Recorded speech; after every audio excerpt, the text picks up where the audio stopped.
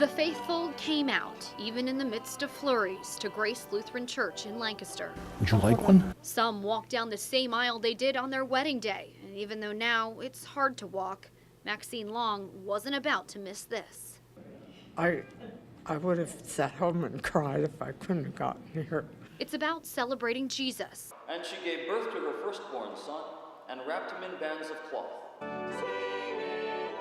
It's about hearing the traditional Christmas music choir members Wes and Amy Heidel have been practicing. It takes weeks of planning, and it all sort of comes together at the last minute.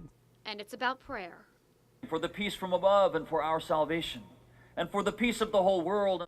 But the Christmas Eve sermon didn't come straight out of this book. Instead, it addressed a controversial issue.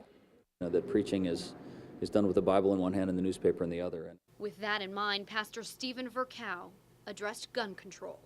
Is it really to turn principals and teachers into cops and soldiers who will have to shoot first and ask questions later to protect their children?